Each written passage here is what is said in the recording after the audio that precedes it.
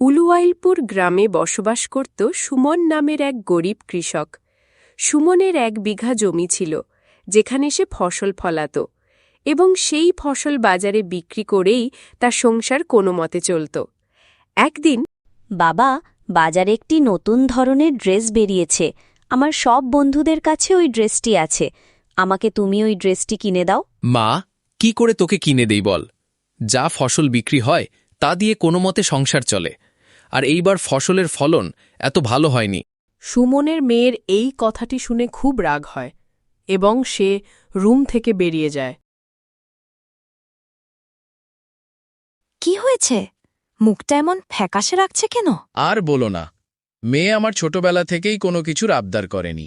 এইবার একটা ড্রেস কিনতে চাইলে আমি ওকে কিনে দিতে পারছি না। তুমি কি বা করতে পারবে? ফসলের যা অবস্থা, আজকে খেলে কালকে যে খেতে পারবে এর কোনো ঠিক ঠিকানা নেই। আবার এত দামি ড্রেস। না, আমি একবার গ্রামের মহাজনের কাছে যাই, উনি আমাকে নিশ্চয়ই সাহায্য করবেন।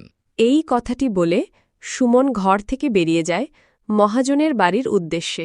সুমন কিছুদূর হাঁটার পর মহাজনদের বাড়ি এসে পৌঁছায়।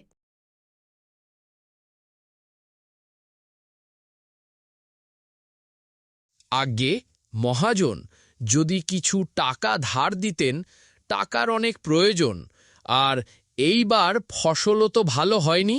আমি তোমাকে ধার দিতে পারবো না বাবা, তুমি আগের ঋণই পরিশোধ করনি। আগেরগুলা পরিশোধ করো, তারপরে নতুন ঋণ নিও। এখন যাও দেখি বাপু। এইভাবে বলবেন না মহাশয়, আপনি যে আমার শেষ ভরসা। আপনি এভাবে বললে আমি কার কাছে যাব? তুমি এখান থেকে যাবে নাকি আমি দারোয়ানকে ডাক দেব? এই কথাটি শোনার পর সুমন অনেক দুঃখিত হয়ে যায় এবং গ্রামের পাশের জঙ্গলটিতে এসে মন খারাপ করে বসে থাকে। ঠিক সেই মুহূর্তে ওই জায়গা দিয়ে একটি পরী যাচ্ছিল। সে সুমনকে কাঁদতে দেখে জিজ্ঞেস করল, কি হয়েছে আপনার? এভাবে মনমরা করে বসে আছেন কেন? সুমন পরীকে দেখে অবাক হয়ে যায়। কে আপনি? আর এভাবে আসলেন কিভাবে? আমি হলাম অচিনপুরীর পরী। আপনি কাঁদছেন কেন? আমাকে সব খুলে বলেন। সুমন প্রথমে অবাক হলেও পরে পরীকে সব ঘটনা খুলে বলে। পরীর এসব কথা শুনে খুব মায়া হয়। সে কি যেন একটা জাদু করে এবং বলে, আজকে থেকে আপনি যা চাইবেন তা আপনার সামনে হাজির হয়ে যাবে। আপনি কি সত্যি বলছেন? পরী বলে যে সে সত্যিই বলছে এবং সেই জায়গা থেকে উধাও হয়ে যায়। সুমন পরীর কথা মতো নিজের প্রয়োজন অনুযায়ী সব জিনিস আনে এবং সে অনেক বড়লোক হয়ে যায়।